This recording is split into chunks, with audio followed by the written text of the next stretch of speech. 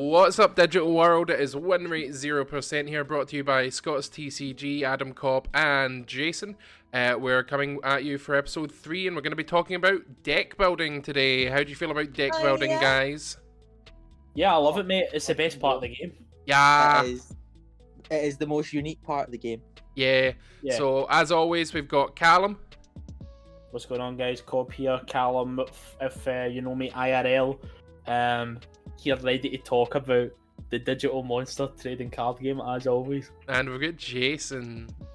Hello everyone, I'm actually just here because I was kidnapped. Please send help. No help for you. Oh man. Thanks for listening in, everyone. We've been having some good comments, etc. on our last couple of videos that we'll be talking about at the end.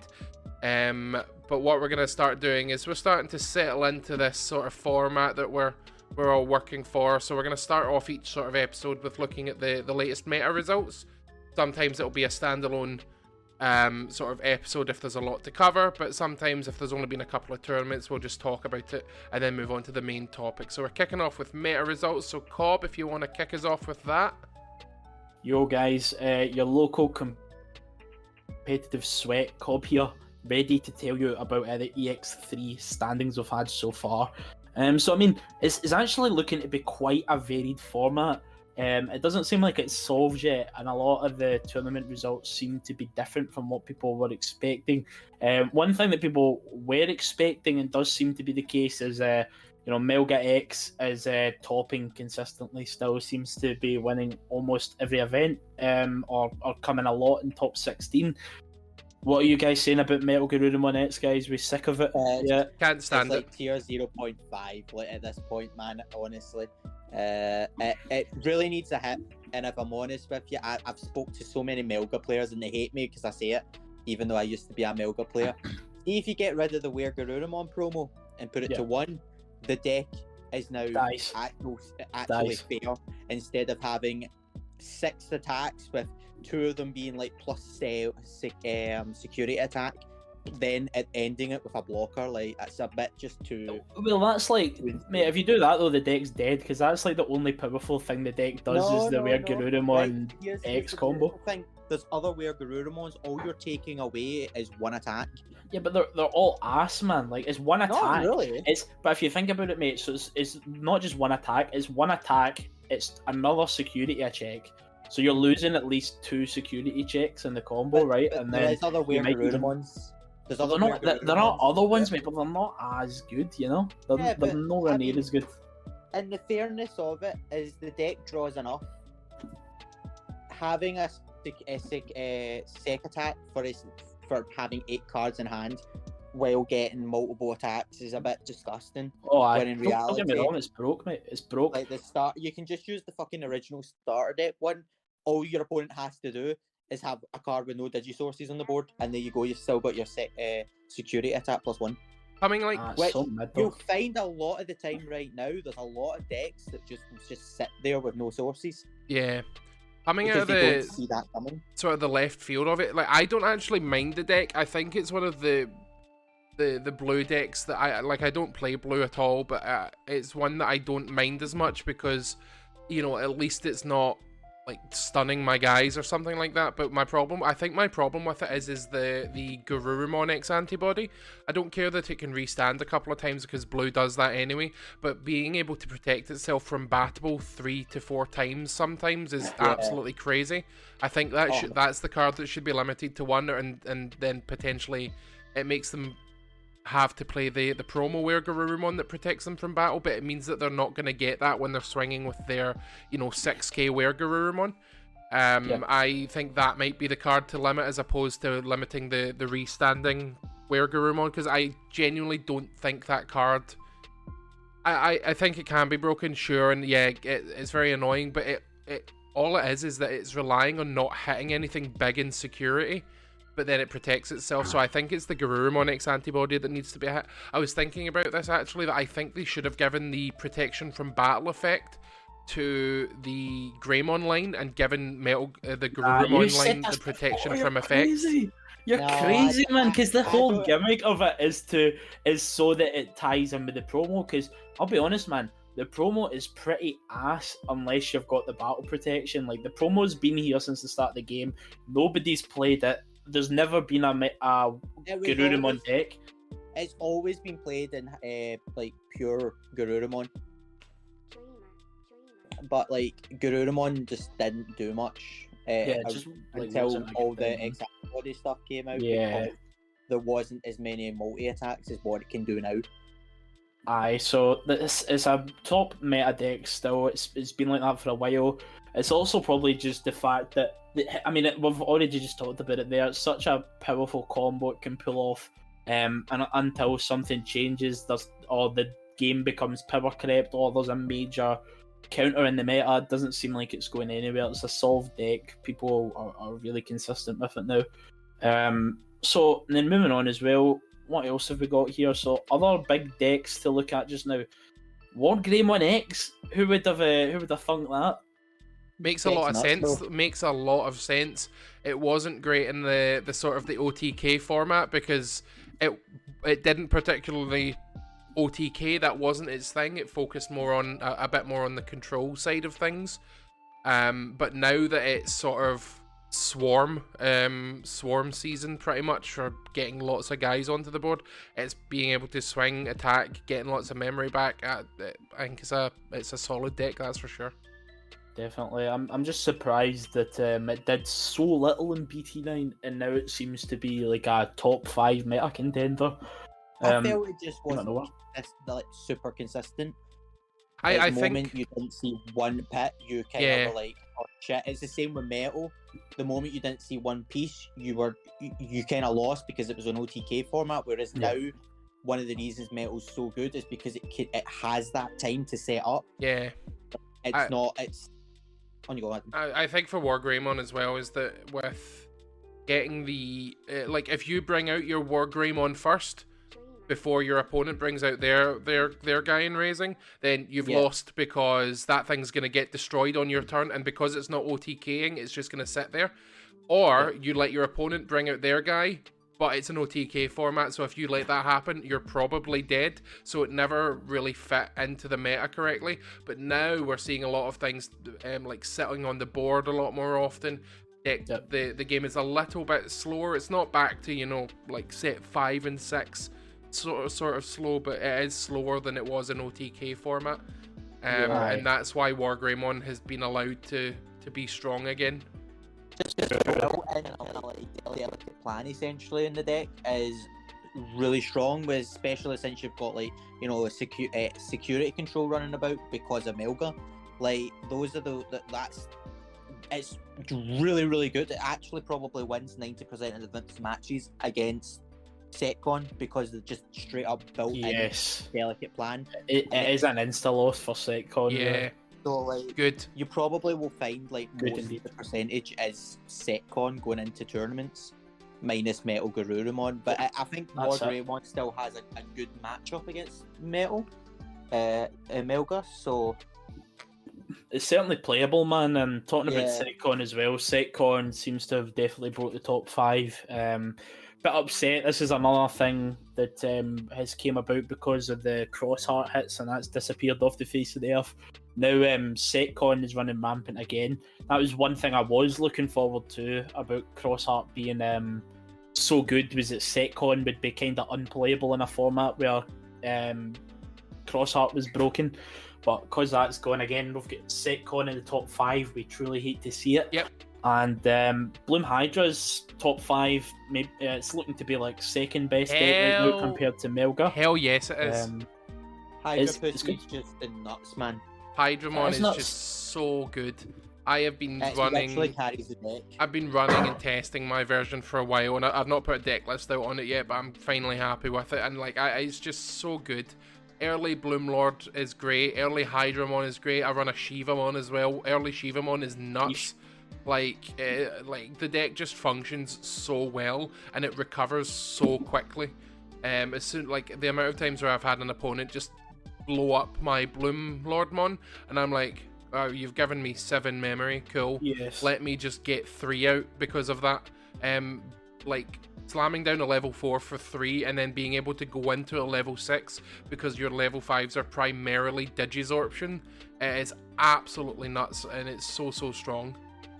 Yeah, it's crazy, man. It's also because, like, while you're building up to your boss monster, you get so much value from playing other Digimon on the field. It just, like you say, Adam, if they do deal with your boss monster, then you end up with a whole lot of little dudes kicking about, and it's also really cheap to do so it's nuts.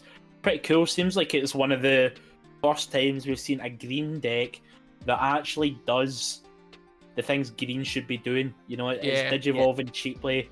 It's kind of going wide on the board, so it's an interesting deck. A lot of people were actually saying that it's kind of underperforming because everybody expected it to be best deck in the format. But I mean, if I was to predict something, it would probably be that Bloom Hydra is going to get better as the format goes on. People are still working the kinks out, and again, another reason why Melga is probably still at the top is because it's a totally solved deck at this point. Very little taking, very little room to maneuver when the deck building comes into play. So that's just a huge consistency deck at the minute. So that's basically like the kind of top decks of the format. If we go into like kind of low tier 2, tier 3 picks, D Brigade's doing pretty well. It's done really well. It's had a lot of top 16s so far. We've seen a couple of the old style D Brigades topping, a couple of the new ones as well. The new one, it feels really powerful. I've been playing a decent bit of it, and it's just, see, when you get that combo off, it feels absolutely unbeatable. It feels like it's Metal Garurumon as well. Going into a tank Dramon, playing a guy, giving that guy rush, going into Dark Dramon for 0, and I mean, you can get the Dark Dramon online for 0 so early on. It's ridiculous how fast you can do it. It's just trying to find the pieces, but even if you don't find those pieces, it's really cool just being able to kind of play like old D Brigade. You know, Rookie Rush is another wing con of the deck still. One thing though is, see if Melga is doing this well, I might actually just go back to old D Brigade. If I was trying to farm some free wins right now, I'd probably be playing old D Brigade, taking in a Congo or 2 for the Setcon and the Mastermon matchups, because they're also pretty good at the minute. But it's definitely an option to play the kind of older style again as well. Aye, definitely. Yeah. Definitely. Other things worth noting, Examon is not been performing all that well. I do believe it did get one win in a recent tournament. I don't know if it was a win. I'm pretty sure I heard that somewhere down the grapevine. But it's not been, as a deck that is, you know, got a secret rare. We often think of these as decks that are going to be pushed pretty hard. Thinking back to like your Bale-Star back in the day, your Imperial Paladin mode and things like that. But it's one of these decks that, upon release, I'm not sure if it's the greatest meta to be playing it in. It's definitely got some strong things it can do, but it's looking like it's actually going to be a lot better when BT11 drops, because it has a really good matchup into Black War Grey X. Yeah. Oh no, 100%. Yeah, exactly. I actually played against Examon the other day at locals, and the deck's just gas, bro. Like, from when I was playing against it, the deck seemed gas. Like, I just didn't understand what to do. The moment he got an Examon on the board, I just looked at them. I was like, bruv. You're like, what now, mate? What now? There's like only so many decks that can even out it because of the evade mechanic. Exactly. And it's not actually that hard for them to get up to the Examon either, since they can progress DNA from the level 5s. Yeah, exactly. Nutty. I know a lot of people who actually want to play Examon as well. Another reason why we might not be seeing so many people playing it is because of the price barrier for an Examon at the minute. I mean, we're looking at like £30, I think Examon is right now, just for the normal art. The deck, I think the secrets were short printed, were they not, for the game? No clue, man, but because it's an EX3 box as well, you're not guaranteed a secret. So it's harder to pull one than it is in a normal box. Yeah, for sure. So that's why the cards are there. I do know that the price of Examon has been dropping.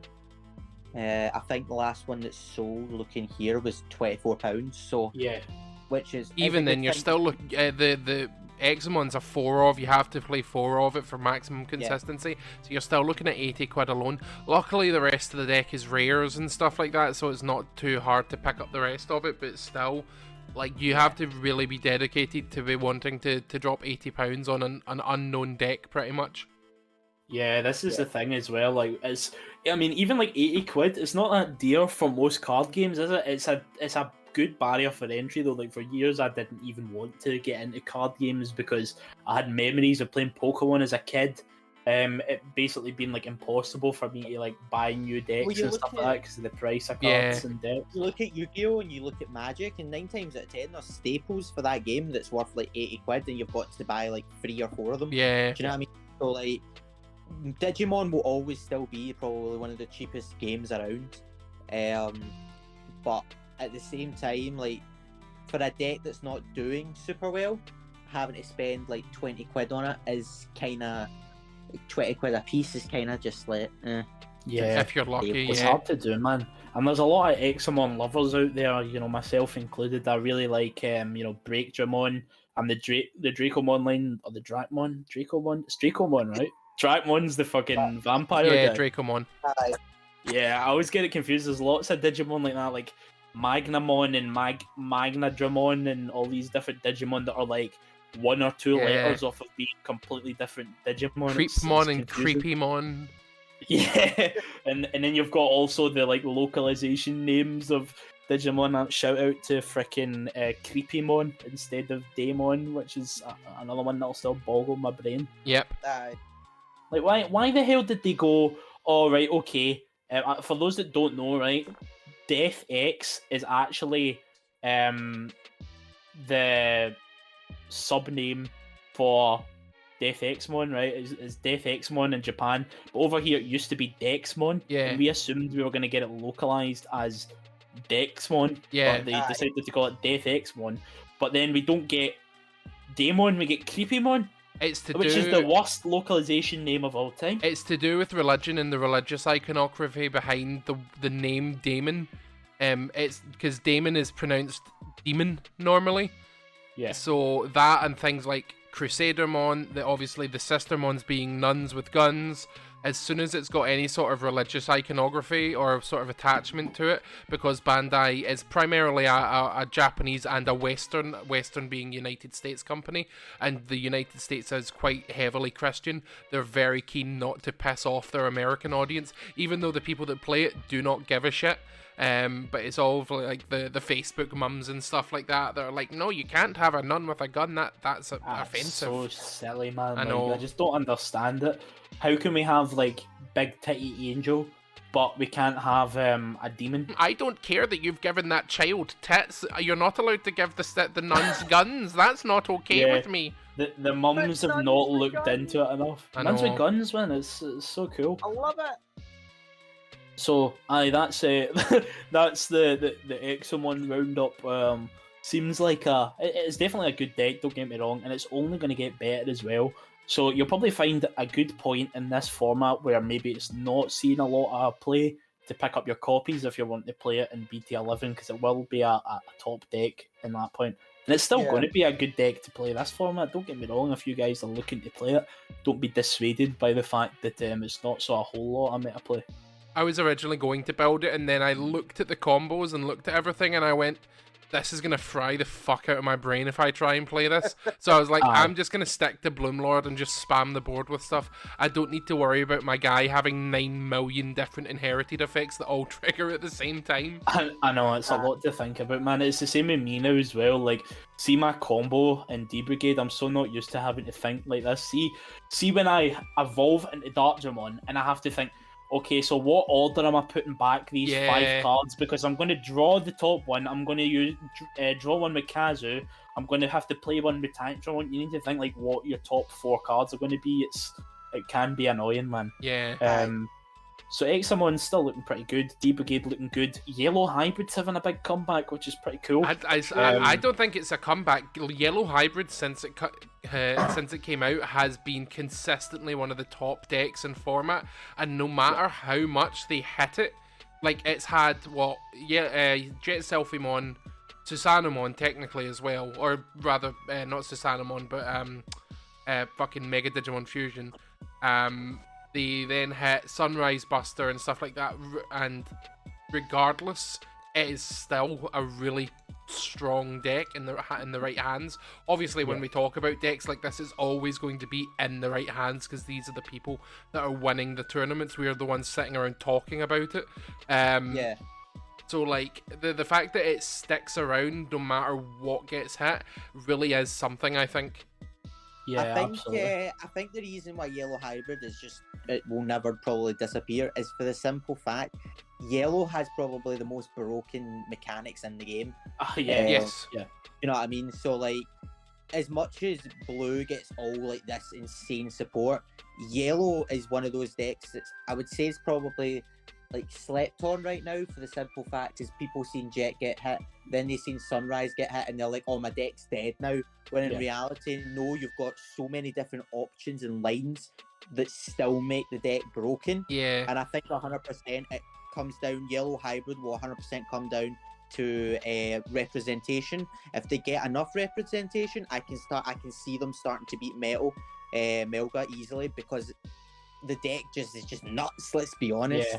Well, this is the thing, man. Like, it did nothing in BT9 because it was a poor format for it. Yep. But literally, just because they've got Venusmon now is like a really cracked boss monster with the card's cancer. So annoying to beat sometimes, like especially for a Melga player. Like, yeah, it may as well just be a stall for a turn. Like, it's being able to just wait a turn and say that they essentially can't do any of their effects is absolutely insane. Exactly.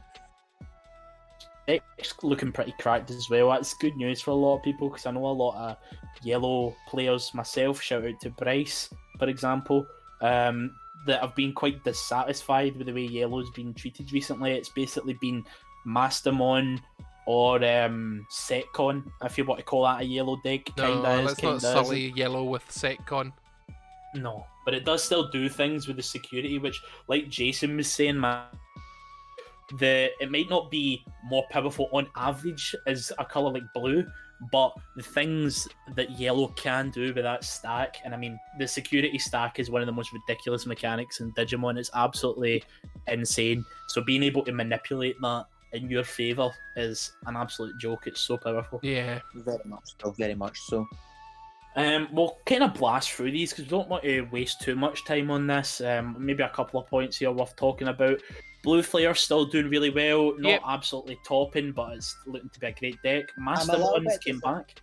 Yeah, I'm a little bit disappointed in how the decks ended up doing because I was going into the format going all the decks proper gas and all that stuff, but like just after playing it and stuff, the deck's really, really good, but it's just annoying that an old deck is still beating it. Yeah, I think it's because of the format, mate, to be honest with you, because like its Melga matchup is ass, I would say. Yeah, it sucks. Melga matchup's pretty ass. Setcon's kind of hard as well. So it's got a lot of hard matchups, but the deck's really powerful, and the stuff it can do with the freezing is an utter joke, man. It's like Blue Hybrid on steroids to me. Yeah. Even against Hydramon, Bloom Hydramon, you'd think it would have a good matchup because Blue Flare, obviously, if you've got your opponent's got 2 or more guys out, you can start to stun things. But all Bloom Lord Hydramon goes is, right, okay, cool, these can't attack. Time to send everything you have to the bottom of your deck anyway, because it can still do all of its suspension effects with Samadhi Santi and all that sort of stuff. So it just needs to suspend 2 of its guys to have Hydramon's effect trigger, and then your stack goes bye-bye. Yeah. So thankfully Blue Flare not absolutely pogging off because I do despise the deck. Mastamon's doing really good as well. This is another unfortunate thing as a D Brigade player. Absolutely probably one of the worst matchups. In fact, I'll say it, the worst matchup for D Brigade is Mastamon. So it's sad for me that it came back. I don't know about you guys. Do you guys enjoy fighting a Mastamon or no? I hate fighting Mastamon deck, but I also acknowledge that it takes a really high skill ceiling to pilot correctly. I would agree. So I'm not usually worried because I can normally beat it, but when I don't, it thrashes the shit out of me, and it just makes me feel bad. Yeah, I always think Mastamon's funny, man. Like, see when you go to locals and you fight a Mastamon player, they're either going to be like absolute ass, and they're playing like the what's the yellow rookie that comes in the starter deck? They're playing like Salamons and shit like that, and you're like, oh bro, this is free, or they're like gonna actually clap you and take you round back. There's no in between. No, I'm excited for this game. Not the game, sorry, what the heck? The deck. I also think that obviously come with next format, obviously, the deck will become I'm already thinking it is. Probably won't, but I genuinely think it will be a solid tier 1 deck. Looks to be the case. Melga hates its options with a burning passion. Absolutely. So do a lot of decks, because the deck is the most consistent. Obviously, if we take Setcon out of the kind of equation, the deck is the most consistent at getting off the most ridiculous options. 2 of which being Flame Hell Scythe and Chaos the Grid. Chaos Egg. Do you know what I mean? So like, and especially with the new Tamer and stuff, that deck's 100% going to be tier 1 in my opinion. See, I don't think it's quite high, but I don't think it will be, and it's not because of the deck itself. I fully agree with you that the deck is super powerful. I think it's going to be bad because of the players that play it. Not that, obviously, not that we're like slating off anyone here or anything like that, no. but the deck is so complicated. Like, it's not like security control where they literally just go, okay, do I kill the thing that's out or do I heal? That's pretty much what security control does in a nutshell. But Mastermon's got so much more layers to it. It's essentially like security control that if you're actually playing the game properly. Yeah, the deck rewards good players. But it really, really punishes not even bad players, but average players, everyday players like you or I. Yeah, if you don't know what you're doing, you're sort of gubbed. But if you don't know what you're doing all the time, you're gubbed. Mm-hmm. Not even some of the time, all the time. Every move, there has to be a reason to it. You have to think a couple of moves ahead, easily, you know. And once you get to a stage where you're able to do that so fast that you're not sitting there for like 3 minutes going, I don't know what to do. See, the moment you get to that stage, that's when you know you've essentially mastered the deck in the sense of Mastermon. But that's when you know you are going to win most of your games with this deck, because unless obviously either the player in front of you is either better or, you know, their deck just pops off, 90% of the time Mastermon's will just sit there like a tank, because it's got the yellow recovery and purple deletion. The purple deletion, but not only that, it brings things out of security. It does all this stuff for like nothing, which is just really, really nuts. The one thing I would say though is, like, you guys talking about like skill of the players, I think Mastermon is one of those decks where the people who play it are very loyal to it. They love the Digimon in it. So I feel like they will be the kind of people who will be spamming it. I don't think there's going to be many people picking up like, oh, Mastermon's my second deck. There's going to be a lot of people who have been playing Mastermon since it came out, because it has always been vaguely playable. So there's going to be a lot of people who have got real mastery over the deck, which is good. 100%. Yeah. Sound. So we've got, just below that, this is kind of the last of the meta decks, if you like, before we go into the rogue stuff. Armor Rush and Red Ancient Greymon Hybrid, both doing pretty well. Good to see Ancient Greymon doing some stuff again. The deck's been kind of boring and average forever, basically. I think I really like the deck, don't get me wrong, but it doesn't really do anything. It just sits there half the time. So seeing it getting some wins is actually positive. Yeah, it's mental, man. Because someone's a win, according to the results. I think it's had like a couple of top 16 results. Even in like BT9, it actually did not too bad. It was, Mario's Gaming World got a top with it. Yeah. So it's actually a cool deck. It's got the built-in delicate plan with hybrids, and if you now the mistake that people make playing Red Hybrid is they're like, oh, I need to play out my tamers, I need to do all this stuff. You don't. You just evolve up in your raising and just slam as many hybrids onto it as possible. Get into your Ancient Greymon and then swing for every single security check +5. While ignoring options, and then you kill yourself with Analog Boy or something and then hybrid them for game or something like that. That's pretty much the strategy. So it is quite a boring streamlined deck, but it does its one thing pretty well, I would say. It's absolutely crazy, man. Like the other thing is the lists people are running don't really have many new cards in it. It's nuts to think that this is a BT4 deck, basically. Like I remember when I found one back in the World Cup last year, I was like, the guy, when they told me the Ancient Greymon, because I was a bit more casual back there, I didn't know what the cards did. He told me Ancient Greymon is like, yeah, he gets a security check for every hybrid in his sources. I was like, are you joking? One. So he's got like 4 checks right now. I was like, this is insane. To think that the deck came out in BT4 and it's still clapping cheeks, so that's pretty cool. Yeah. So that's the end of tier 3. If we look into rogue decks, now these are decks that have maybe had 1 or less top 16 in the tournament so far. I'll just quickly blast through them and we can talk about what we want. We've got Gaiomon, fell off the face of the earth after Cross Heart died, and we're kind of moving out of a Digicross format.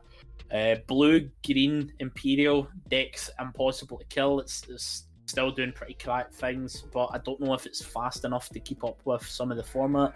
Gallantmon X has had a couple of tops. It's just, hard to say that it's a totally top tier deck, but it's good that it's competitively viable. Some absolute Chad topped to a Dorbrickmon list. And it wasn't a list that had Dorbrickmon in it. It's a dedicated Dorbrickmon deck, so that's pretty freaking cool.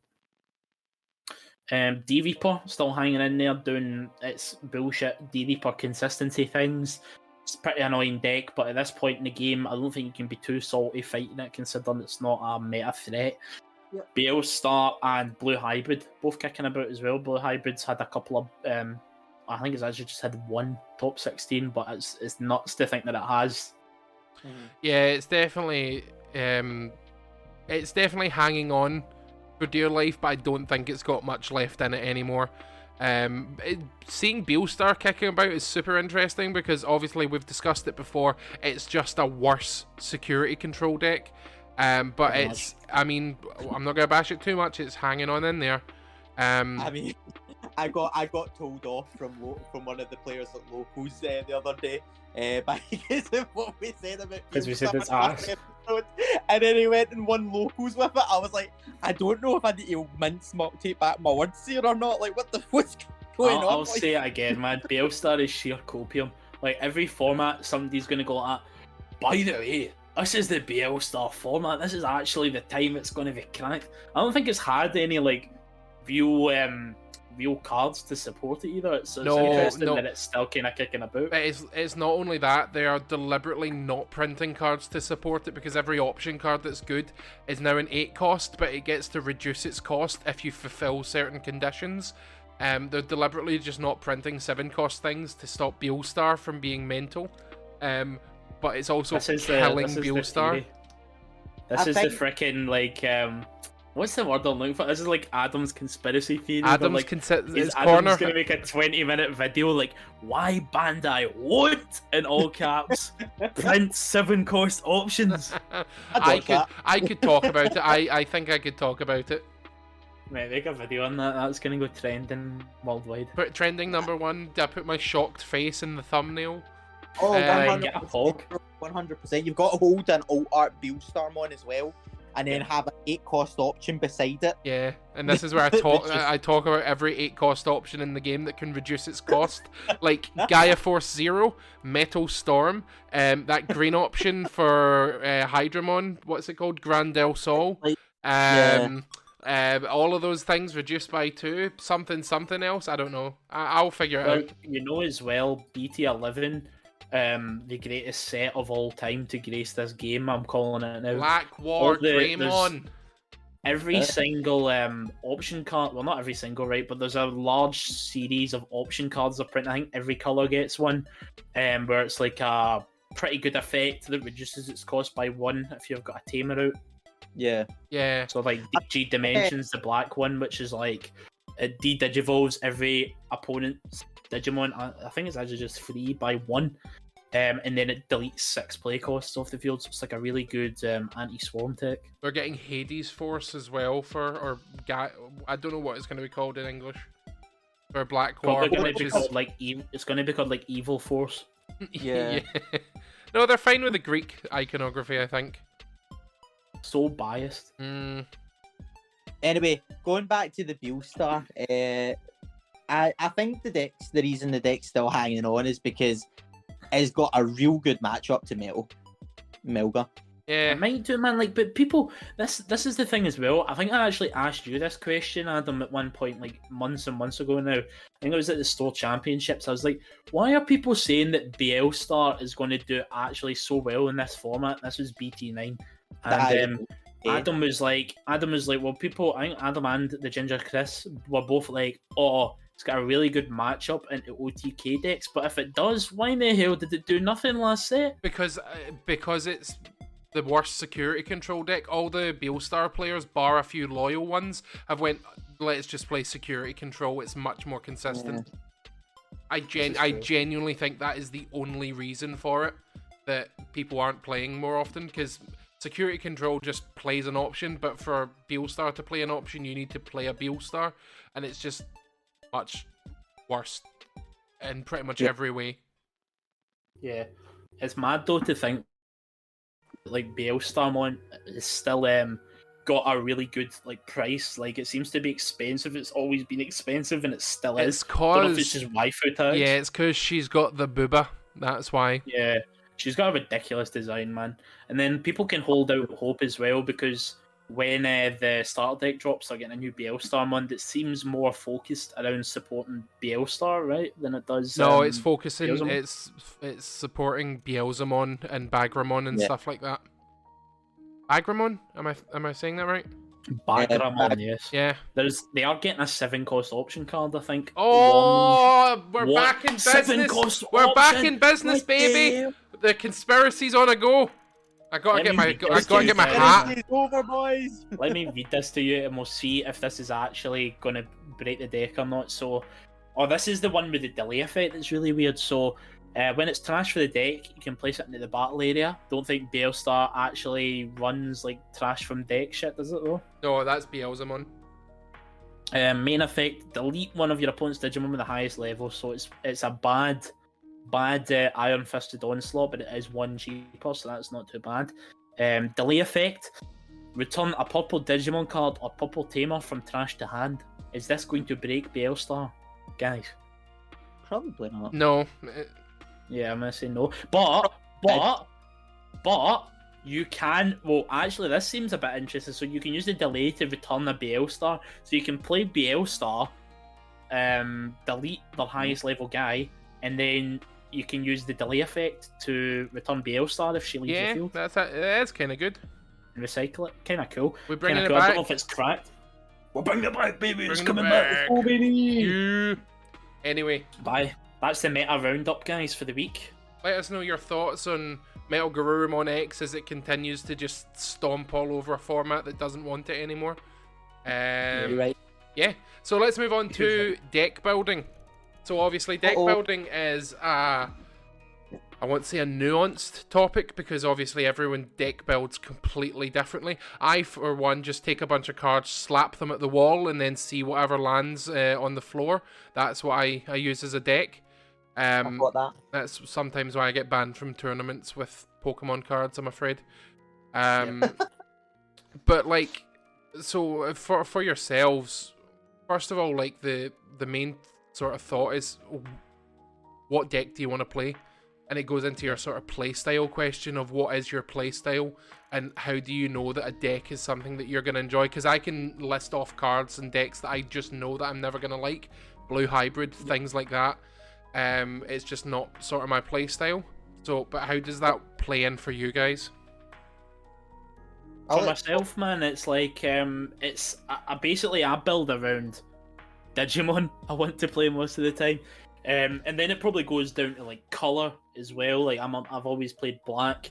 Back in the day, I wanted to play green, but I couldn't really find a deck that spoke to me back in the day. I don't really like OTK style decks like Grandis, but I have played Pulsemon simply because I love the little guy. I think he's very funny. That's a yellow deck. Next set is yellow. Yeah, I know, man. It's like the only yellow deck I've ever played, and it doesn't really do anything yellow related. Pulsemon, you know the guy. Come on, you know him. But Yeah, so like the other thing is like I love Etamon, for example. So next set I'm going to be playing Etamon regardless of how good it is. I also want to play like Tyrannomon.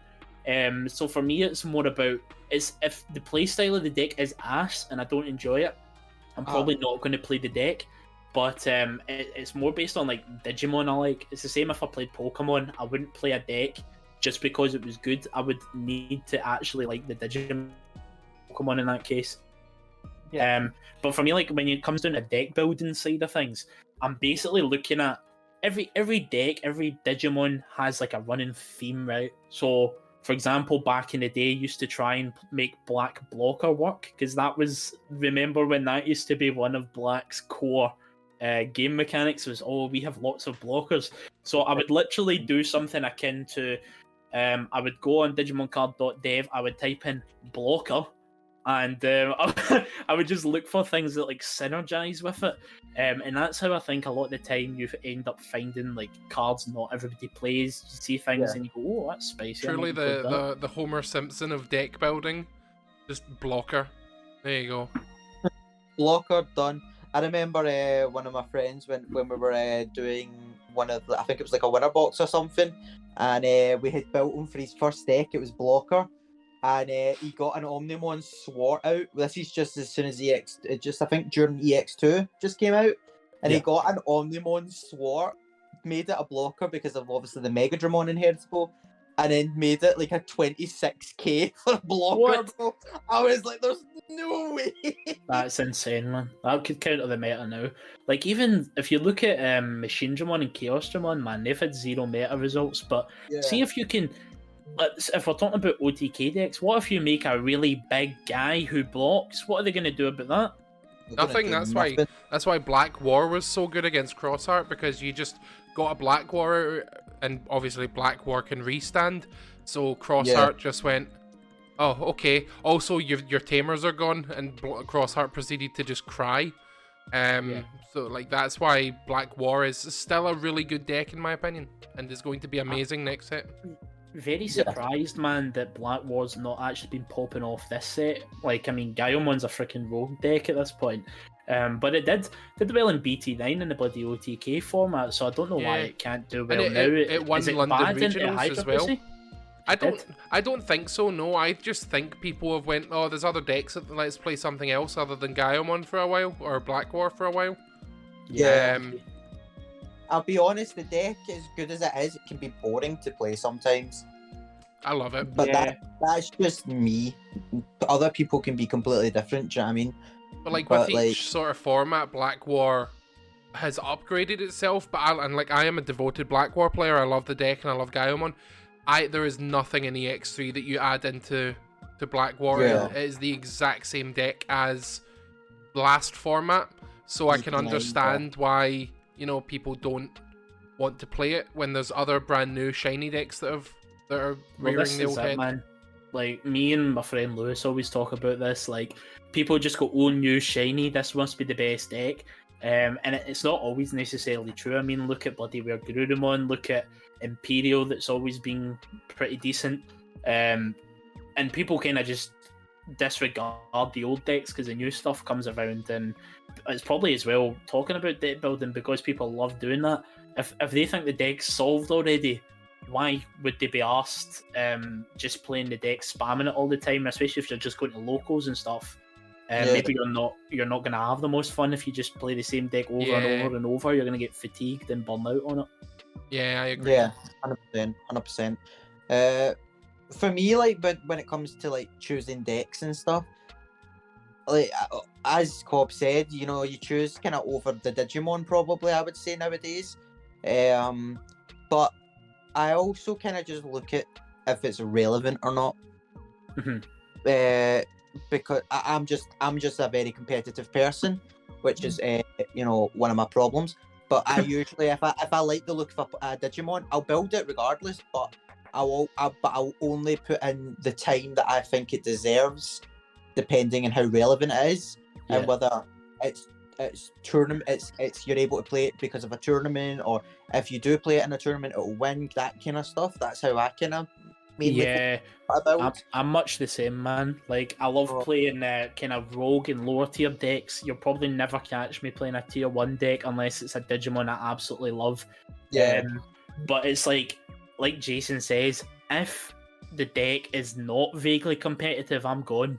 The only thing that might entice me is like, see if it's Etamon related and it is vaguely playable. Vaguely playable is probably the word I would use, right? Vaguely competitive. As long as it can do something, then I will find myself playing it. But if I'm trying to, exactly like Jason said, if I'm trying to craft the crap out of it, spending all this time working on trying to make a good build for it, and it's just ass, and it doesn't seem like it's playable, then it will be getting swiftly dropped. See, for me, it's 100%. completely... I've stopped basing it on if I like the Digimon or not, because I'm going to be honest, I'm a really simple guy. I like the Greymon line. Like, that was the first... Obviously, we all grew up on Adventure and Tamers and stuff like that. Yeah. Like, I always liked Tai the most. And then I liked Patamon and Angemon and all that sort of thing. But I like all the original designs and all of the sort of the new and the modern designs. It takes me a while to warm up to them. And sort of the first main Digimon outside of the main sort of series I liked was the Lord Nightmon deck and the Lord Nightmon line, or Crusadermon. And I thought that was a really cool Digimon, and then it kind of clicked that I stopped playing the cards that I like the look of, because like, see, Gankumon X Antibody, that the alt art, amazing, cards Good fine, chat. but like, I love the artwork and all these new Digimons and stuff like that, but I don't care about what the actual Digimon is anymore. And it's more about, don't get me wrong, I'm not a big fan of the overtly graphic female Digimon that they love to throw out there. It makes me feel uncomfortable. I know what you mean. But it's got its place. I suppose it is an anime after all, but that's a completely separate discussion. It's more about, for me, if the deck plays into my sort of play styles. So with MMOs, or just with like RPGs in general, I fucking love summoning things. If I can get as much dudes out to take the hit for me as possible, I will do. So when Lord Nightmon came out, that was the first deck that I properly clicked with, outside of like whatever I was playing before, like Shine Greymon or whatever. Or War Greymon in set 1 and stuff like that. When I was able to summon other dudes out, I was like, absolutely, this is what I like. So then I kept trying to make it work, and it kept getting slowly worse and worse and worse. And now Bloom Hydra's come out, and I just love spamming the board with things. It makes me feel, it like clicks with the good juice in the back of my head. I don't know what the fuck that sentence was, but you know what I mean. You're getting that dopey. I'm getting that dopamine hit. I'm just going, yee, spam the board with things, but it's got to come from another Digimon. It's not, I can't play it from hand, if that makes sense. It needs to come from the main dude. So I really like that, but also I really like just making like a big thing and going big number, smack security. Man. Yeah, building a big guy is always good. Like, I'm surprised I don't play red as well, because I really love, one of the coolest mechanics in Digimon to me is like inheritable effects, making a really big guy who's got lots of effects proccing at once. That hits the dopamine for me. But I've never actually really played big stack decks, so that does surprise me. Also, shout out to Adam, who's like that. Oh yes, I just happen to love the playstyle of Lord Nightmon, the tier 0 deck, and also Bloom Hydra. No. Tier 1. It's like, it just clicks with me, man. I don't know what it is. It just clicks. I will take the hit on the Bloom Hydra thing, but I have been playing Lord Nightmon since day 1. And I won store championships with it. I was one of the people that like popularized it in our local scene, in my opinion, because I just always had a fucking great list. I'm bragging about this one tiny little thing because the deck is shit now, and it makes me feel sad because I keep trying to make it work. I really, really like that deck, and Jason will tell you I've been on that Lord Nightmon train since it's released. Yeah, but when it released, man, I mean, I wasn't playing the game at this point, but was this deck not positioned to be like tier 0, game-ending, format-defining? Oh, I didn't lose it. Let me explain how BT5 went. I didn't lose a game in BT5. Yeah, so BT5 came out, people were like, oh, Hexablow, best deck of the format, right? Makes me so happy. And then Lord Nightmon came out of nowhere, was like, haha, left punch to your gub. And then next minute, Lord Nightmon became like tier 0. But like... Yeah, it's because you went... It's because you would bring out Hexabloumon and I would bring out Lord Nightmon, swing with it, play a Nightmon, and evolve that into Slash Angemon to kill your Hexablou. Yeah. And I was like, cool, GG mate, extend hand. Can I go get food now? But I've loved that deck for so long. I'm like the exact same with Adam when it comes to obviously like Hexablou. Obviously, I talk about it all the time because it's my boy. But I believe it or not, I actually did not start off with blue. The very first deck I started off with was Black Metal Garurumon and BT5. Oh mate, I'm taking that in. I'm taking that in next set. That's when I first got. That's when I got back into the game because I played it just before it came out. And I was playing it on day one, but because obviously it came out during COVID, I wasn't working, so I didn't have the money to buy the kind of decks. Oh, it's fine. As someone that's been playing since day one, there was no stock for a good 6 months, and it was hell. Yeah, I was playing with the yellow starter deck forever because Shine Greymons cost £40 each because there was approximately 3 boxes of set 1 and 2 that had been opened in the UK. I know my locals, where I work now, I think we bought in like 4 cases overall and they sold within a day, and we were like, wish we bought more, bro. XOXO. But then I ended up just dropping off the game because I was like, if I can't get the product, I don't really want to just keep playing it online because it's not as fun. And then I got jumped back in for BT5, built up like Omnimon Swart, Metal Garurumon, Black, which was so fun. Then played my friend. He built up it was stupid because at the time it was Hexablou with your All Force Veedramon when it first came out. But we thought we'd make a meme, and he really loved Mirage Galgamon. So what we've done is we built shout out to Thomas for this Mirage Galgamon with Hexablou as the other end. And don't get me wrong, see at the time, like you look at Mirage Galgamon and you're like, that card is trash, right? Yes. But at the time, the card was nuts, bro. Like it would easily beat All Force Veedramon at the time.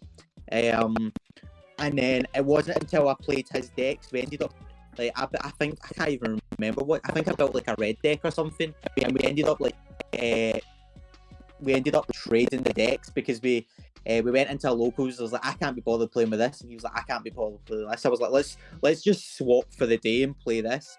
And then I fell in love with Hexablou at that moment, and I was like, oh my god, I love this deck. Yeah.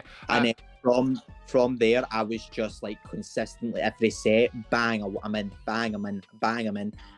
But the boy is not amazing. Yeah, like when I remember when Jason came into the game as well, because originally it was me, shout out to Ginger Chris, and then another one of our pals. It was literally just us three, and then the community started to build up from there when everyone started to come in, and then Jason, I remember you coming in playing a couple of random like terrible decks or just like fun decks or whatever, and then you were like, oh, Hexablou, and then all of a sudden you had fucking max rarity 9,000 million cards because you bought someone's collection because you were like, I'm going all in on this game, man. All in, baby, let's go. That was back when I wasn't washed up, boys. Let's go. Oh. No, he's not washed, man. He's not washed. He's just taking a little hiatus from being competitive. It's fine. It's fine. I'm playing One Piece at the moment, so that's fun. Is it real? It's interesting. I like the mechanics. It's just been starter decks at the moment, so I'm getting my ass handed to me by Kaido decks. But once the actual set comes out, I played the game yesterday, learned how to play it, and Kaido. I was playing against the starter deck Kaido using the blue structure deck. Is it like Warlords or something? Yeah, 7 Warlords of the Sea. Shout out to Paul, one of the people that is friends with Adams. He came and taught me. He's on the channel. You'll see him on the channel. You will. He taught me how to play the game, and he was like, oh, I've got Warlords, blue.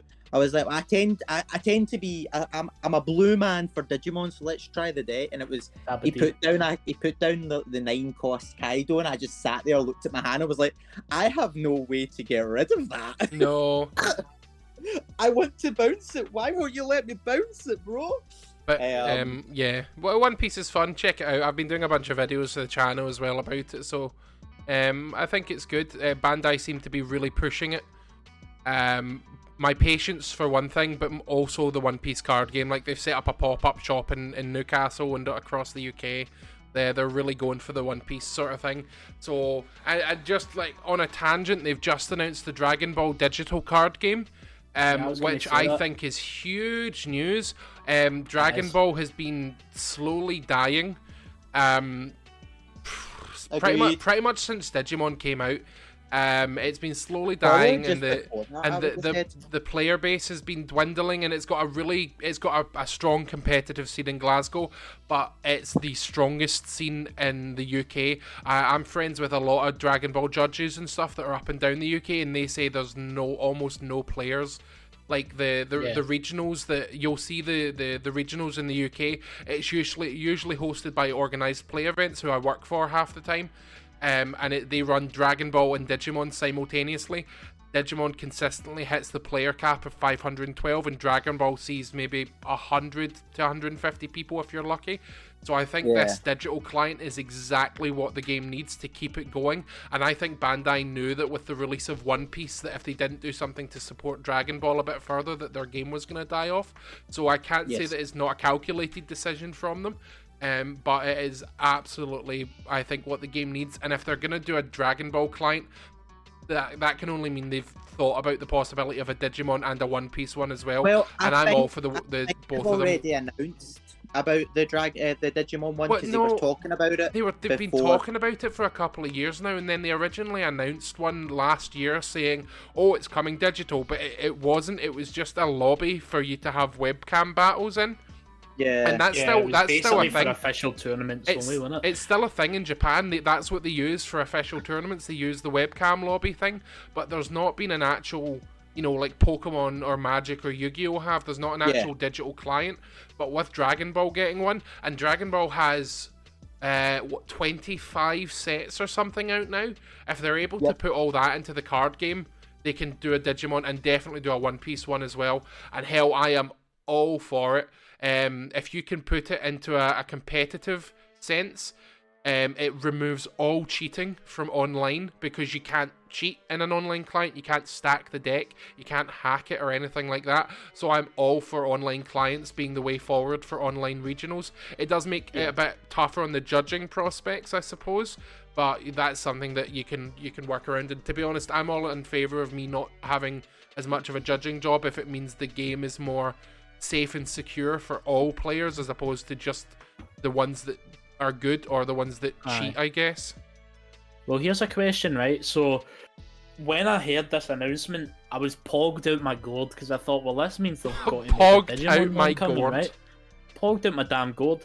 But based on what you've just said there, Adam, you're pretty certain that they're just making this client because Dragon Ball was dwindling, and they've had to kind of bolster the game again with it, right? I don't think exactly that, but I think it's got to be at least a factor. A factor, So, but the thing is, if that has impacted it, right? Because we all know that Bandai have the means to make a digital card game online if they want. Yes. But will they? Because the main reason that people think they're not doing it is because they think it will hurt physical sales of the game. I don't know if I believe that or not, to be honest. There will definitely be people then who would just play online and wouldn't play physical. But if that was the case, would they have played physical to begin with? I don't know. But the main question then is, do we think Digimon is likely to get one in the near future unless the game starts to fall off a bit? In the near future, no. In the future, yes, I think so. And I think you're spot on with what you say. People are like, oh, it will impact the physical card game. But I think all you need to do is look at the top 3 card games for evidence of that. Has it killed Magic? No, Magic killed itself physically by not having any events, but their online scene is huge. Yu-Gi-Oh has just released Master Duel, and that's going extremely strongly as well. Bringing people back to the game. It's absolutely bringing people back to the game. And a quick topic of Yu-Gi-Oh is Yu-Gi-Oh is the first card game that I ever played from like when I was 6 up until when I was maybe 18 or something like that. And I stopped playing the game because it got too complicated, and I couldn't I couldn't remember every single card in a 50 card deck that has a paragraph of text. So they invented something called Speed Duels, which is out, and it's much like the old system where you can't. It's get three summoning fields only. Like you can go and look it up. Like, you know what speed dueling is if you're probably listening to this, and I think it's a really cool thing, and I'm considering getting back into playing Yu-Gi-Oh! For the speed dueling aspect. But they've got their online client, and obviously you've got the big one. You've got Pokemon. Pokemon have had a trading card game online for the last 12 years or so, and they are moving over to Pokemon Trading Card Game Live, which I've heard is beyond ass. Really? And I don't think it's going to be a positive step for the online card game. Everyone hates it. Like, there's not a positive thing about it. But their trading card game online client, all they did was include a code with Mate, that was physical such packs, a cool thing. and you get a pack That's so online cool. as well. And then packs were used as currency online, and it actually bolstered card game sales. So I think it's a good thing, especially if it's made correctly, and if it's not made with money grabbing in mind, which seems to be the way for pretty much all companies these days, which is a shame. Yeah. But if it's made with the community in mind, that we can easily access decks, but then also pay Bandai extra money for like card customization. If they come out with a good client for Digimon, I will absolutely give them money to customize my playmat or my deck sleeves or my like deck box like Pokemon has, or my avatar, or whatever they put in. If they give us a good online card game, I will absolutely give them money. And it goes to the same for One Piece, and it goes the same for Battle Spirits Saga, which is their 4th card game coming out in They're January. insane for coming out with Which I'm also going to be a judge in, I believe. I'm trying to look at that as well, just so I Let's can. go. That game looks so fun, by the way. Yeah, it looks really Like, cool. I'm 100% wanting to like look into that game as well. Yeah, I like the look of it. But like, I think we'll see what happens like with the Dragon Ball client, because let's face it, they're not going to come out with a Dragon Ball client and then pay another developer to develop a completely different Digimon One Piece Battle Spirits one. They're probably going to use the same client with different cards. Now, their previous experience with developing software is very hazy, looking at you, Bandai TCG Plus.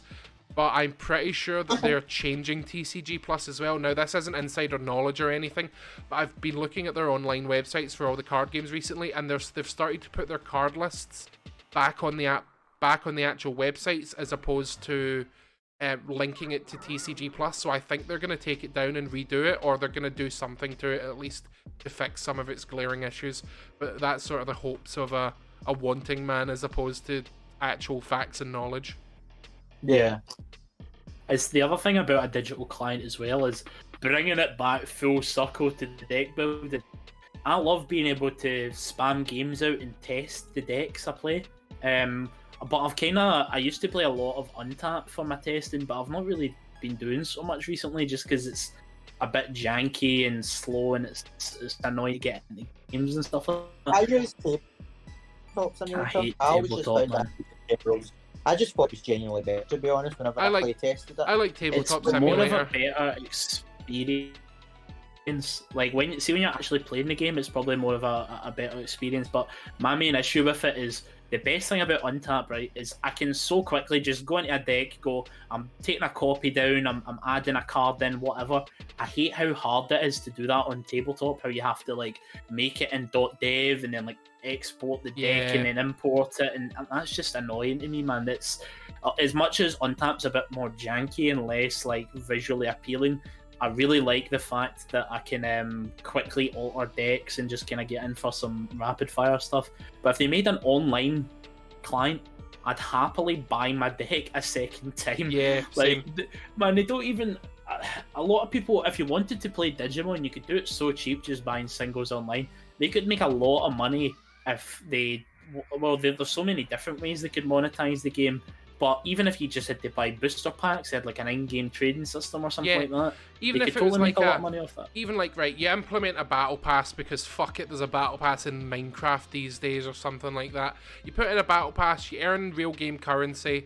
The battle pass you have to pay for. The battle pass gives you alternate art cards or whatever like that. It locks it to your account so you can't trade them, just like Pokemon does.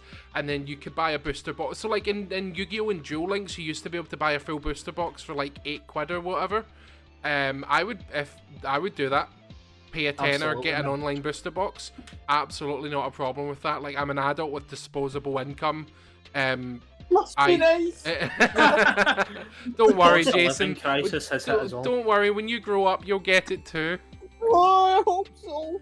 I actually love the Pokemon way of doing things, though. Like, one of my favourite things is, yeah, the codes are really cool, and I mean, you can buy the codes online. I remember when I was a kid, I was pogged because I literally bought like 60 to 100 codes for like 30 quid or something like that. Aye, they're not cheap. They're like 8 pence a pop or something. Yeah, and then the other thing I love as well is it's got I love games that have like an open trading system, like a marketplace. So like on Pokemon, you can go and list your cards and people can buy them for in-game currency or trades and stuff like that. Like, it's fun because once you get things that are locked to your account, they don't just stay locked to that specific thing you've got. If you don't want the card anymore, you can trade it for new shinier stuff that you need. But bad news for you, Cobb. That's one of the main features they've removed from the new trading card game. There is now no trading whatsoever between other players. It is single player only, apart from like playing against each other.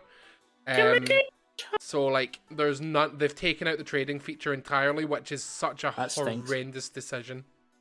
I think it's basically like a money decision for them, right? Because like I just said, the reason I like it is because basically you've got like an account value. Like all this stuff on your account equates to your account value, and as long as you've got that value, you can just trade for other things. Like I found this, I've actually after I bought those hundreds of codes as a kid, I would go back to the game every so many years and find out that the old GX cards I had were ridiculously expensive. And I was like, why the hell do people want these? I guess it's because people play like unlimited Pokemon where they don't have set rotation. But like I would trade away old shinies that were, as far as I was concerned, unplayable, and they'd be ridiculously expensive because there would be no way to get them in game anymore and things like that. So I can understand from a business standpoint why they're like, I don't like this. But I just love marketplaces in games. Like, it goes back to when I was a kid and I used to feel like I was bloody the Wolf of Wall Street trading hats on TF2 to try and make money. Because I never, obviously when you're a kid and you've not got an income, being able to spend 10 hours and make 30 quid on hats or whatever was really fun. Yeah, what was mine? What did I do? Don't know. Do you play like Diablo? Do you play RuneScape or WoW or something like that? I played a lot of RuneScape, for sure. I don't think you ever got actual money out of it, but I definitely had a pogged up account for some time, and then fuck knows what the login for it. I can't find it is. Yeah, that's sad, man. RuneScape's a really cool game, but I never got into it, and I feel like it's one of these games where if you didn't play it as a kid, it's for sure. Like I played RuneScape with all my pals and like stuff like that growing up, but like it's not something I would probably go back to. Even though they released old, I went back into old style RuneScape for a while because that was quite fun, but then I was like, it's a bit fucked. It's a bit janky. I'm just gonna stick to bashing my head off of a wall with Pokemon games or something like that, I suppose. Understandable, King. Have a nice day. Anyway, moving back to deck building, as we've went off on a bit of a tangent. So once you've built a deck, and you're sort of happy with your initial list, obviously you're going to test it and you're going to play it. So that's not in question. But when do you change something? When do you go, this is broken, I need to fix it? Or when do you just go, this deck is ass, let's shelf it for a while / forever? This is the thing, man. It's quite awkward. Like, quickly, I'll just say something before Jason gives his piece. Yeah. But, like, Adam's talking about how quickly do you change things. I'm so bad for it, man. Like, see if I'm playing 3 copies of a card and it's like a level 6 or something. I'll play one game where I see 3 of them in hand, and I'll be like, "Oh fucking hell, man! I can't play 3 of them, man. I'll just draw them all, even if the odds of seeing 3 in your opening hand are like 3% or whatever. I'm literally like that, getting straight on it to change it immediately. When if I had a better way to play test, I could play my 20 games or whatever with this list, then make the choices. It would probably be better overall. Yeah. Well, personally, for me, I know I have a wee kind of system that I have that seems to work quite well for me, which is I will play a best of 3, and I will, during that best of 3 while I'm playing, I'll see if there's say something in my hand that I'm like, this isn't coming up as much as I thought it was going to be coming up. I'll try and find those kind of cards to kind of like slowly pick away at the deck until I quote unquote solve the deck in my head. After let's say after I would say about 10 best of threes, if the deck isn't doing or isn't as consistent as I want it to be, or I feel like I've done the best that I can with the deck and it's still just not doing anything, that's when I'll shelf the deck and I'll move on to something else. I don't know what obviously everyone else is like, but that's how my kind of system goes usually. I'm not really one for shelving decks, to be honest. I'm the kind of player who I decide pretty early on in a set what I'm going to play, and then I like to dedicate a lot of time to that deck till I've not only mastered the gameplay side of things, but the deck building side of things as well. Yeah. Like, it's hard for me. See, at the start of BT10, I had like 3 decks I wanted to play. I was playing Dark Knightmon, I wanted to play D-Brigade, and I wanted to play Pulsemon, but I found that I was just spreading myself too thin with my deck building. Like, I constantly want to make changes and update the lists and things, but I feel like if I can't get enough games in on one particular deck, that's the only time I will end up shelving all that stuff. Like, I shelved Pulsemon, even though it was like doing pretty well for like a rogue deck that no one was playing. It was quite sad to me that I had to do that, but I just hated being in this position where my Pulsemon deck wasn't a 10 out of 10 and my Dark Knightmon deck wasn't a 10 out of 10. They were both suffering from having to play both of them separately. I think like the only deck that I didn't stick to that rule with was Bagra Army, and I kid you not, bro, I spent a week solid constantly losing the game. I'm like, bro, this deck must be a way. There must be a way, bro. Not yet, bro. Not yet. I was, even in my dreams, bro, I was trying to figure out this deck, and then I eventually came to the realization the deck's shite until BT11. Oh, do you know why? It's because they've printed half a damn deck. It's not finished. Yeah, it's so silly. I'm so annoyed that Digimon do that as well, is that they print half the card. Like, see, Alphamon was spread out over 4 fucking sets. Like, if you're gonna do that, at least front load it with the good part of the deck, and then add in the supplementary bits later on. Like, that's what they seem to have started doing, but then they stopped with like Bagra Army and like a bunch of other things. It's like Beelzemon. Beelzemon's always been good, and then EX2 came out and it was really good for a while, and then it's getting more support but not quite. And then you're like, what the fuck are they doing? They do change it, man. Like, they love to just in Digimon print one line and go happy days, here we go, which is why I think a lot of the time, like you're saying, you get a deck comes out, there's certain cards in it that are good, but the whole pieces of the puzzle don't come together. Like, I mean, look at how long it took for Garurumon to be a good deck, and I'm not counting Blue Omnimon from BT1. That doesn't count. Yeah, like, you just like you end up seeing your pieces eventually, and then happy days, you've got something that's viable finally. Eventually, and then happy days, you've got something that's viable finally. I get bored super easily, so like if I'm playing a deck and I'm winning with it all the time, I'm like, same, man. Bored. I was like me. Like in BT9, I was actually spamming the hell out of the game. Like, I was going to like 3+ locals a week, and I wasn't really getting burned out, especially because I knew I had regionals in London at the end of the trail to kind of push me to it. But it as well, see, if you're the kind of person who takes the game kind of seriously and you're also spamming one deck, you do get to the point where you're winning, and you don't really feel like there's much point in going, much point in testing anymore. It does get a bit boring. Yeah, I definitely agree. I think for me as well is that I'm definitely looking to jump between card games a fair bit more now. So like, I'm going to the Pokemon Regionals that's coming up in Liverpool on Monday in January. Jason will also be there playing the video game, which sucks in my opinion, but I mean, best of luck to Jason. I hope he wins. But like, I'm also playing a lot of One Piece at the moment. I'm going to be going to the One Piece events. I was just at a One Piece judging event at the past weekend or so there, working for Bandai, which is fucking fun. Like, I'm jumping between all of these ones, so I've stopped collecting a lot and like deck building a lot. I literally just look at a deck and go, I like this deck, I'm gonna play this, and then change it as it goes.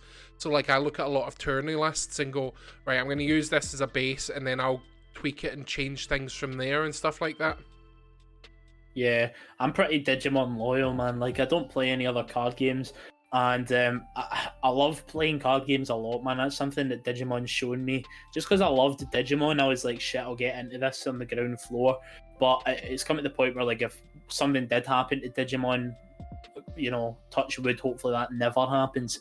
But if it does, I will probably pick up something like Pokemon. Even though I don't actually like the game as much, and I don't like Pokemon as much as I do Digimon, I need a card game in my life for that. Yeah, like I recommend One Piece. It's a good game. It's getting off the ground. It's obviously, first set's just come out. Yeah, it's pretty good. I've not seen One Piece at all. Well, I'm lying. I'm currently watching One Piece, and I'm on like episode 30 or something. But like, I don't know anything about it. Other than that, see, in like 1,000 hours, you'll enjoy it. Oh, I good. binged it to like episode 170, and then I just stopped because I was like, I'm like a tenth of the way in. Fuck this shit. When See, does the plot start? I don't know how you guys have the willpower to look at like 600 episodes of a show and go, right, here we fucking I'm ignoring it. I'm ignoring it. I'm trying not to think about it because I'm not an anime person, so when I watch anime, I like it to be short and sweet.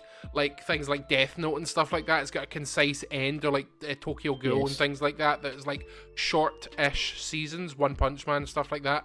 So like I'm trying to ignore the fact that there's 1,000 episodes of One Piece. I really am, and I'm just trying to watch it for as long as possible, so I at least know a little bit about the characters when I'm playing the game, so I don't look like a fucking grass-faced Nelly. When someone's like, oh, I love Luffy because he's got this thing and he does this thing, and I'm sat there going, what the fuck's a Luffy, mate? Like, well, Monkey D. Luffy is actually really cool. I do like man, Monkey D. Luffy. So Monkey D. Luffy is really cool, right? So let me tell you why. He's super strong, he fights for his friends, and he's got a very good goal that is quintessential to his character. He wants to find the One Piece. Yes, it's real. This is an issue like I have with a lot of animes though, like they call them shonen animes based on Shonen Jump, but they end up being so long, so drawn out past their sell by date, and I mean this is probably something that's a bit what's the word I'm looking for here? Yes, man, it's controversial for a lot of anime enjoyers, because people that really like these shows could probably watch freaking Monkey D. Luffy like garden for an episode. Yeah, like, let's go. This is class. I love shonen, right? I'm a very like big shonen watcher. I think it's like so fun, right? But I don't know, man. Sometimes I look at it and I'm like, see these filler episodes, man. Could they just not, please? Yeah, know, it's so annoying. People have said this to me that love One Piece as well. Apparently, One Piece is really bad for it. Where like the manga, Naruto was the worst. I love Naruto. Was bad, man. But I've heard One Piece is the worst for it. Like literally, the manga. Sorry, mate, on you go. Oh no, I was just gonna say I binged watched all like 600-700 episodes. I can't even remember how many there is now. But like I binged it all within like maybe like 3 weeks or something. Jesus Christ, man! Like I had no life, right? And then like I watched all the stupidity and all that kind of stuff, like the stupid fillers and stuff. And 9 times out of 10, see when it comes to like a filler episode, I just sit in my phone with it in the background and just go, cool, I'll watch the next episode, hopefully that's not filler, and then it is. I'm like, no. Man, yeah, I'm a damn like low attention span Gen Zer, so that's the only way I can watch things to begin with, is like have it on in the background. Well, I'm just watching it like while I play Battlegrounds or something, or like something in the background, or play Pokemon or whatever.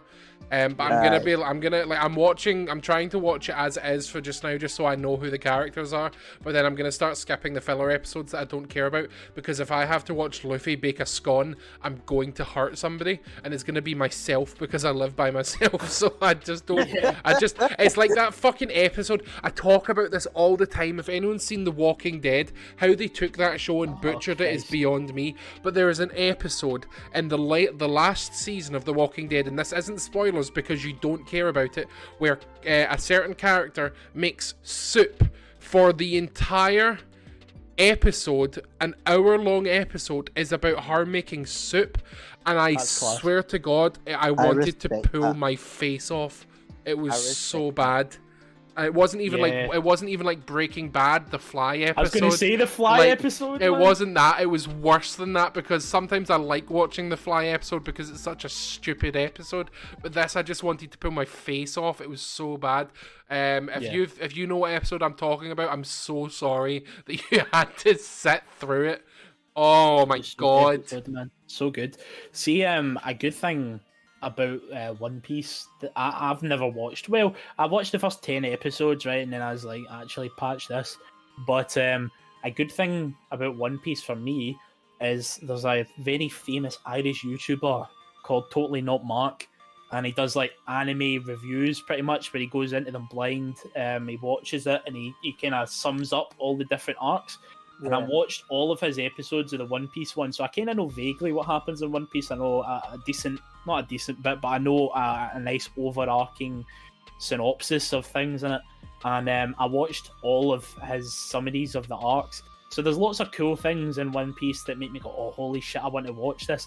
But that was probably about 4 or 5 hours of my time watching his summaries compared to the thousands of hours it would take to watch all of One Piece. Yeah. And the thing I was going to say earlier on is a lot of One Piece enjoyers I know say that it's really, really bad for filler. Like, they'll take a manga, a large chunk of the manga where it's got a very concise start, middle, and end story, and they'll draw that out to fucking 100 episodes.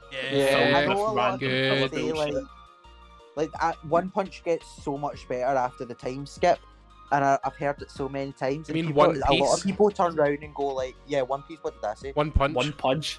Mate, that bit well, when you know what, Saitama does thing, his I time love when skip and he's get there. I love when Saitama goes on a pirate adventure. And then, but like, a lot of people turn around and go, "Oh, just what'd you call it? Just get to the time skip." And I'm like, "No, I'm there. I miss a lot." And then, Bro, See- just then get some- to the to be time fair, skip, bro. like, You only have to spend 2 I- hours of your time I to have get to it. Like, heard about this time skip. I'm pretty sure that I could start watching One Piece at about 800 episodes in, and I would have missed nothing important. Like, I'm convinced of that, but I'm still gonna Nah, you try. need to And, know the I'm lore. trying to watch it at least. you need to know the lore of Captain Buggy. See, when Buggy the Pirate comes back in episode 800, you will Oh, pog cool. because you saw what happened at the In start. with him. episode 2, exactly, bro. so I'm like that with Digimon as well, man. Like, I can't for the life of me get into watching the Digimon animes again. I've See, when I was playing tried. Dark Knightmon, I was like, this character fucks, man. He's so cool. And then I saw, do you ever watch like one excerpt from an anime, like one scene, and you go, holy shit, I need to watch this crap? Yeah, And then, like, I watched that with Dark Knightmon, so there's a really cool thing happens in that where, like, I think him and Bagramon, I think they're brothers, right? And they're kind of like the main villain characters. There's lots of, like, interesting lore things going on with them, like, and a lot of really nice flavour that they translate into the cards. Like, I remember, see, when I read Dark Knightmon, I was like, does he kill his tamer in the show? Someone was like, no, but because, you know, the Dark Knightmon combo where you go into Dark Knightmon X and he pops Nene, you keep the turn, and he unsuspends. I was like, oh, he must kill Nene. And so I looked it up to try and find interesting stuff about him, and there's like a really cool bit with him in spoilers for Digimon Cross Wars, but you're probably never watching it because it's meant to be garbage. Digimon Fusion, you mean? Digimon Fusion, whatever, man. Digimon Hunters, I don't Fusion. freaking know. Yeah. Um, I'm not watching like, it. Nah, I'm not watching it either, but I nearly watched it for Dark Knightmon in this scene where he fuses with Bagramon. It's very epic. And Bagramon also donuts Dark Knightmon, and I was like, good. holy shit, this is epic.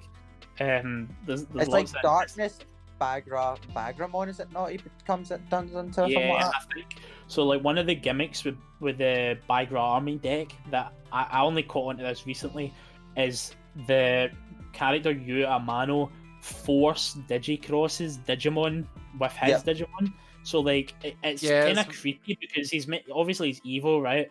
But the character Yu thinks he's in a video game and he's being manipulated into being evil, essentially, thinks he's in a game he has to win. But Uh-huh. how creepy is that? The idea of like a Digimon non-consensually being forced to fuse itself into another one, and it like loses all of its sense of self, and it becomes like a villain. I was like, that's such a Yeah. cool concept. Why man. did you think I wanted to build the deck? God. Yeah, It's all about you. That's all Jason is. The Bagramon that's coming out forces one of your opponent's Digimon to cross with another Yeah, one.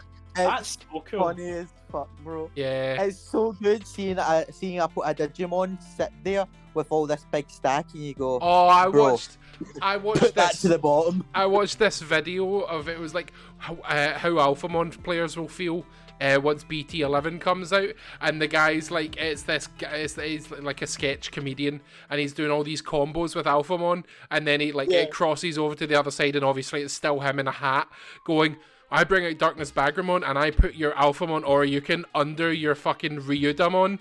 And he's like, you can't do that. And he's like, oh, but I can. Read the card. And then it cuts to them going, oh, I've only got one Digimon out, so you can't do anything with it this time. And he's like, well, actually, if you read the card again, and because you've got one or fewer guys out, I don't know what the effect is. It like de-digivolves you 17 times or something like that. And it's like, oh, I was pashing myself laughing. It's really, really funny. So the Bagramon effect is if you've got one or fewer Digimon in play, this is for the opponent, you look at their hand and trash a card. Oh, that's what it was. Yeah, so he basically goes, well, I know you've got an Oryumon in hand. Because you've got one guy out, I'm going to trash that Oryumon. Oh, it was the funniest thing. I'd say look it up on YouTube, but I can't remember for the life of me what the sketch was called. But it was very funny. Take my word for it. We've also went completely off of the deck building tangent. Anyone, I knew this would happen because it's like one of these topics where there's a lot you can talk about, but I knew that we would just divulge into something else. So I ended up talking about frickin' One Piece on the Digimon podcast. Anyone that is listening to this for some actual deck building advice, I'm so sorry. Yeah. But also this is really funny. And it's just guys having some banter times, you know. It's just dudes being guys. It's just guys being bros. Let me sum up building a deck for you guys. Just get goods. Simple. Yeah. Back to One Piece, boys. Take cards, throw them at wall, see what sticks. Deck, that's you. This is what you do, right? Scissors with the card, and if you choose scissors, you need to cut the card. See, when you see an Etamon, not flip it or rip it. You build it. You put Etamon into your deck. Oh, do you know what I want to build? Right, I had this idea the other day. What if I run like an Etamon ass deck that's like got shit tons of metal Etamons in it, so that the original Etamon always hits? Bro, honestly, that's the way to go. Like, I've been trying to like lab this a lot. And I think one of the issues is, see the original Etamon from BT1, right? It's like a 6 cost to play blocker, and when it dies, you reveal top 5. And then if you reveal a metal Etamon, you hard play it for free. The new metal Etamon's cracked, right? But the old metal Etamons are so garbage. But the thing is, I really wanted to play the old one because it's probably one of my favourite, if not my favourite cards in the game. Because of the bulge, right? Yeah, just because of the bulge. He's a muscly monkey. He's Elvis. I love Elvis. He's very funny. Bulgemon. Bulgemon is crazy, man. See some of the drawings people have done of Etamon, man, that I've seen out there. Jesus Christ. They're not even pornographic in nature, and they're still ridiculously horny. I was going to say this about Adam earlier on, because you said something I am ridiculously horny. It's correct. No. Wait, I don't know. I think we might have even said this before the podcast, but we're talking about the new starters, right? And I was saying how I love the Donald Duck guy, and Adam was like, it's shit because he doesn't evolve into a muscly sailor. I was like, I want a muscly sailor duck Digimon. Is it too much to ask? Pokemon? Yeah. Is it too much to ask? Adam annoyed that he evolves into an effeminate dancer. I don't give a fuck about effeminate. I'm very effeminate, as you know. I just want muscly duck Pokemon. That's all I want. I got Dead Crocodile, which is also fucking incredible. One of the best starter designs for a long time. But yeah. So anyway, that's how to build a deck. Yeah. So let's move on to the comments. Jason, you want to take away? No, this is my bit because like people added me. What the hell? we'll leave the one that I got added at the end. Okay, so we're gonna go over. The first one we're going to talk about is from our YouTube section. This one is from Joshua Davis. Thank you again, Joshua, for commenting on our the last podcast. He says, "This is incredible!" Exclamation point. So good, man. I just had to. Thank you so much for doing such a focused job. You are very welcome. This was a very focused podcast. The least focused it has ever been. 100%. I'm with you on the purple red Imperial. Yes. I'm trying to crack it open, but I can't figure it out. I tried Koichi and some hybrids. I tried Ragnarlordmon, what a king, OTK. I am trying to crack it open. Not only one of my favorite Digimon, but my favorite two colors in this game. There has to be a way to make this competitively viable.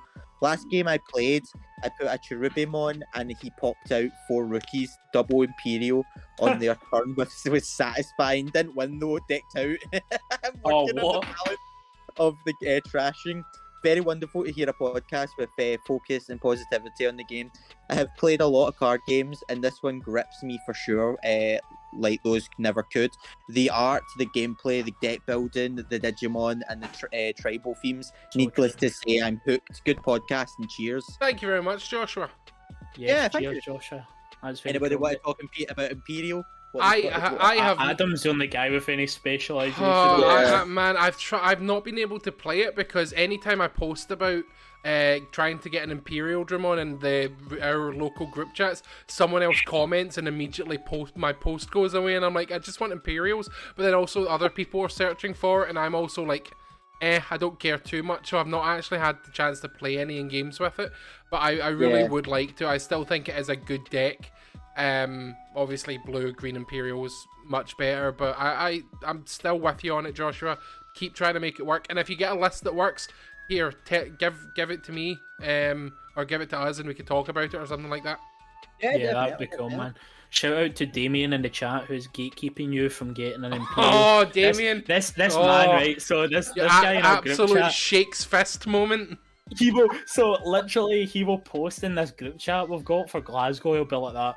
Right, looking for an Imperial Dramon. Is it the fighter mode? It's the secret rare fighter mode. Secret. And so then like, 4 hours later, Dramon fighter mode, and then nobody will say anything. 4 hours later, he puts in the chat, anybody got an Imperial Dramon fighter mode? Well, like my brother in Christ, nobody has unpacked one in the last 4 hours.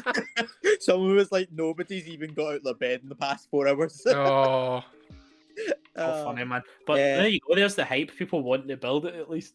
Yeah, this is it. Anyway, moving on, we've got the QB. I've pure butchered that now. Sage 9. He said, D-Links is slept on. Winky face. Agree.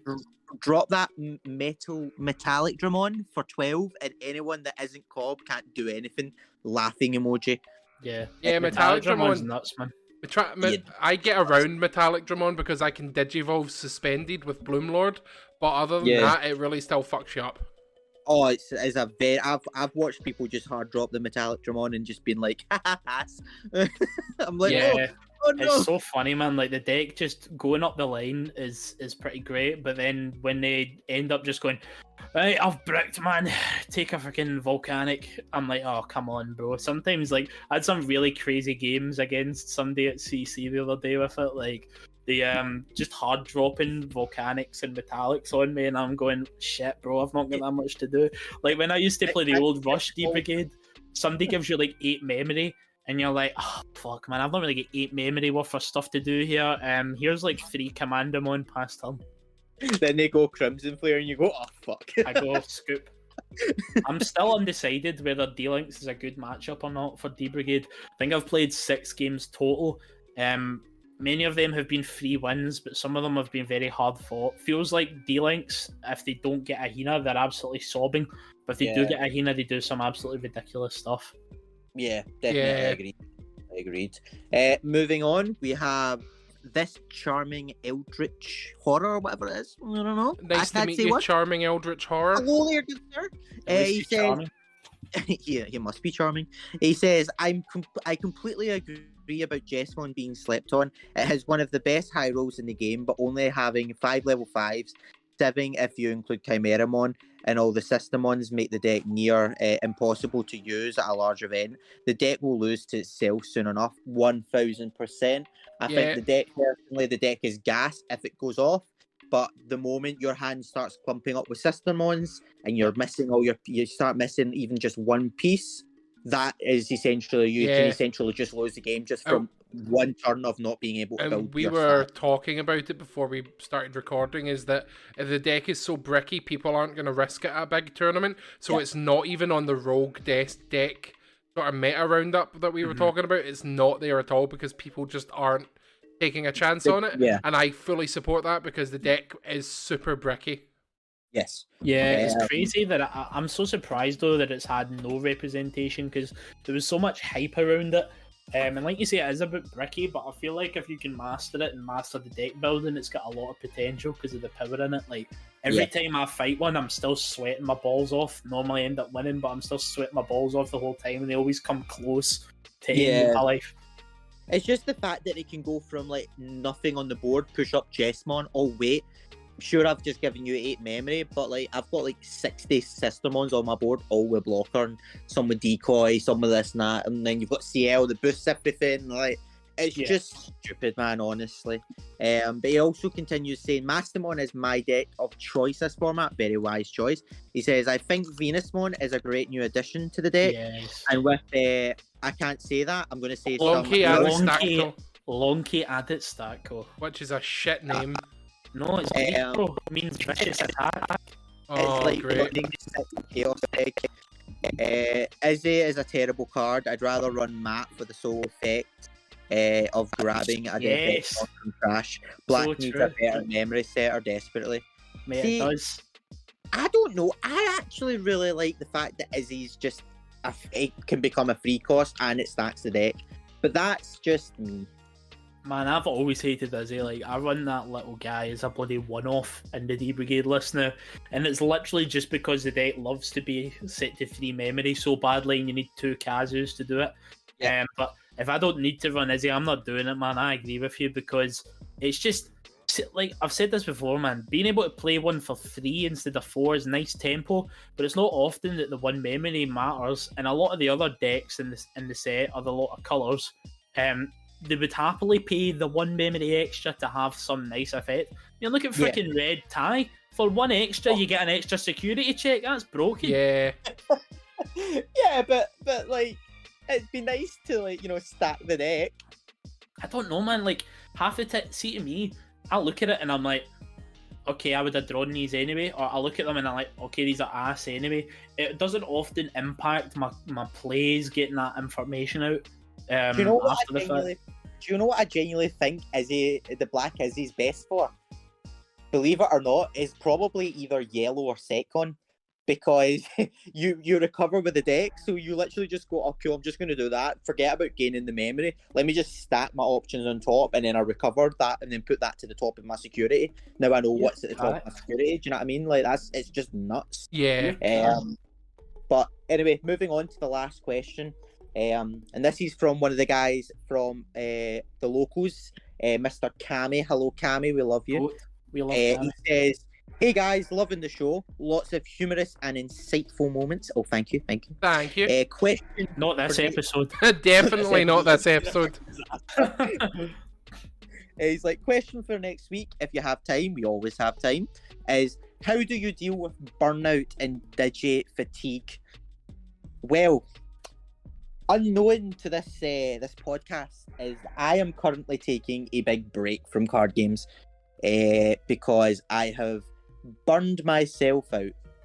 I think this is something that can be overlooked at times. I've been playing card games for about 10-15 years, like consistently.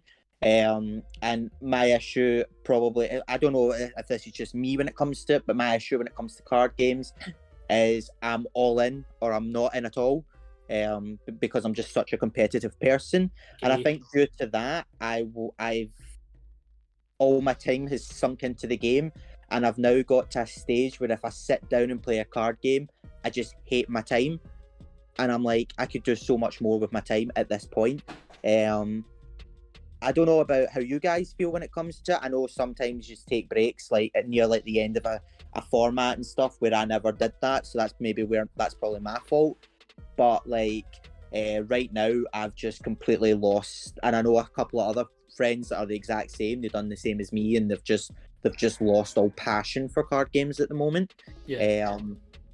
What do you guys like think about it? Is it something you guys have dealt with? Probably not, Bob. I've definitely dealt with burnout.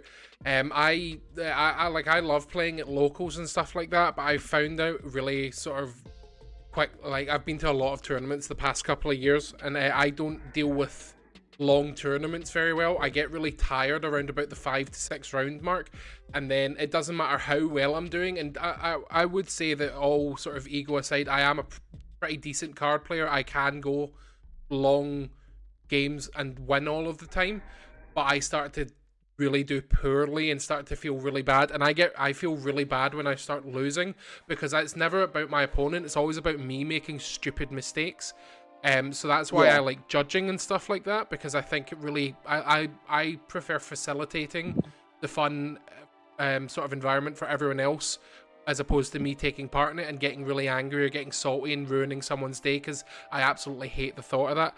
But I've started realizing that the way that I deal with burnout is jump ship every so often. So I'm playing the One Piece card game at the moment because there's no Digimon events and I'm kind of bored of it. But I'll be back on Digimon soon enough, but then I'll swap over to Pokemon at some point, because I've realized that this is sort of my main hobby outside of playing D&D and things like that. So jumping between them helps me keep fresh on the various card games, as well as not having to deal with a lot of burnout all the time. Like Jason said, man, I've not really been playing card games for all that long. I have had a history as a young child. I used to play Pokemon TCG, and I never really get burned out, to be honest. Like I say, even last format when I was spamming the hell out of it, as long as I've got an end goal in plan, in place, like I've got a big tournament coming up, I feel like I'm actually practicing and playing for a reason other than just for fun, which is always good. I'm yet to burn myself out. A lot of my mates have been telling me I'm going to burn myself out because I'm playing so much, but to be honest, at the minute, I've almost ended up taking a wee mini break for a couple of weeks here because just because of work. So it's not happened for me yet, but if it does, I'll probably end up doing something like taking a small break or playing a new deck. The only issue I have is I hate coming back into a card game mid-meta because I feel like I don't know what the hell's going on. I hate if like I come back into it and people are playing cards that I don't know what they do. That's the worst feeling in the world for me. So I don't foresee myself really getting bummed out in the near future at the very least. Yep. Well, yeah, no, I don't know, just something clicked in me. Like, I think I started, like, I used to do, like, so well when it came to the tournaments and stuff, you know, I was top 32 and all that kind of stuff. And then just suddenly out of nowhere, I just, even though I'm super competitive, every time there was, like, a tournament coming up, I just didn't care. And I was like, that's interesting, that's never happened to me before. And then slowly, as the kind of, like, weeks and months have been progressing since then, I was just kind of content. I wasn't really enjoying myself, but I wasn't really hating it. I was just doing it because it was in my routine. Yeah. And then suddenly it clicked that I was like, I sat down and the funny thing was, it wasn't even Digimon that made me realise that I was hating TCGs. It was actually Pokemon.